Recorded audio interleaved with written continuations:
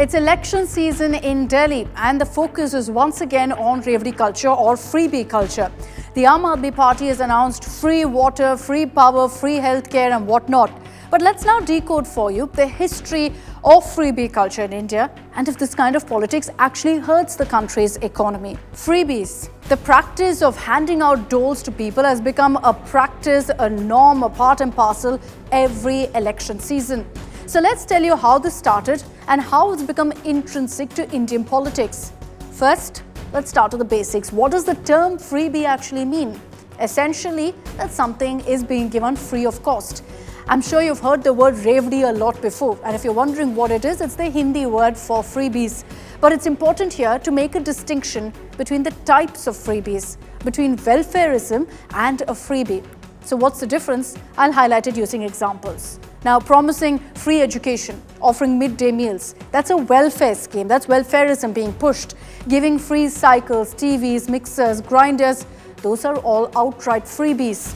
So let's now talk about the history of freebies in India, for which we have to go back in time to the 1950s. It was in Tamil Nadu first that we saw freebies actually taking root. K. Kamaraj, then Chief Minister of erstwhile Madras State, introduced SOPs like free education and free meals for school students. And then every leader in Tamil Nadu followed suit, upping the ante essentially also on these kind of promises and schemes. In 1977, Dr. MGR, as Chief Minister, used midday meals to attract more children to school. And to date, the scheme is active in Tamil Nadu and of course has been emulated by almost every state in the country today. But it was also Tamil Nadu that moved beyond welfareism.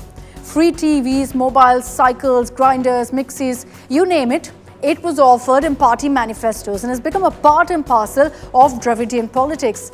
It's worked in wooing voters, but the welfare schemes also that Tamil Nadu parties focus on have helped in ensuring that the economy of Tamil Nadu isn't dented. And it was bound to become a national talking point as well, because regional parties, most of them now offer freebies. I'll give you a few examples. Naveen Patnaik's 1 rupee per kilo rice scheme in Odisha, Nitish Kumar's free bicycle scheme for school-going girls in Bihar, Jai Lalita's distribution of 8-gram gold for brides, Mamata Banerjee's cash incentives for girls and health insurance scheme in West Bengal, subsidized food grains by Yogi Adityanath in Uttar Pradesh.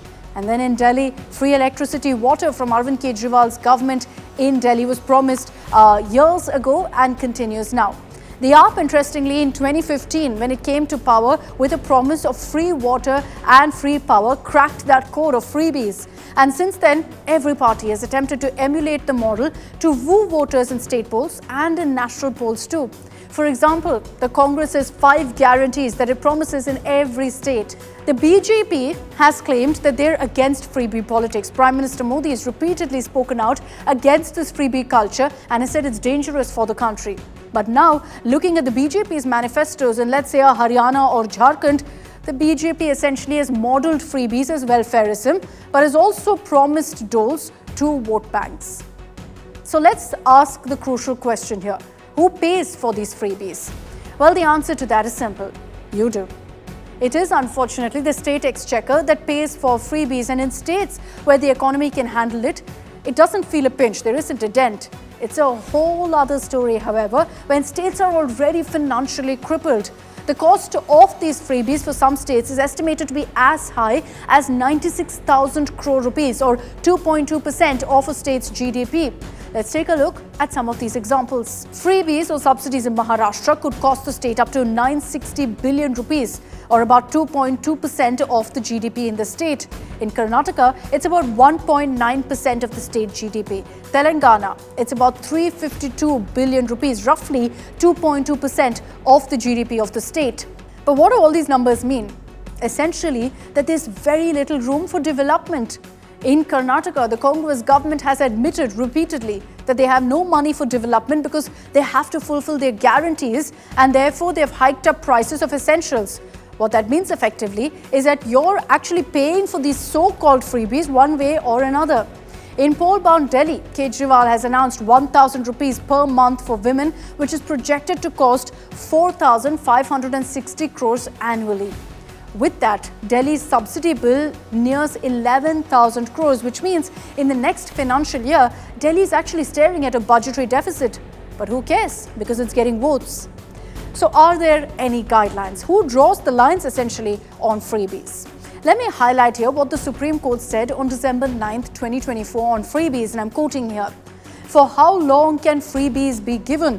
Why don't we work to create job opportunities, employment and capacity building for these migrant workers?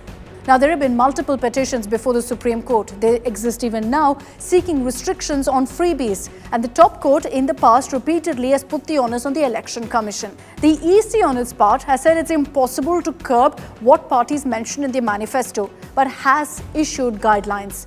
So under its MCC, which is Model Code of Conduct Guidelines, the Election Commission has said, and I quote, "In the interest of transparency, level playing field and credibility of promises, it's expected that manifestos also reflect the rationale for the promises and broadly indicate the ways and means to meet the financial requirements for it. Trust of voters should be sought only on those promises which are possible to be fulfilled." But is the above followed? Not really, as political parties have never actually disclosed the cost of freebies they promise or the repercussion it has on the state economy.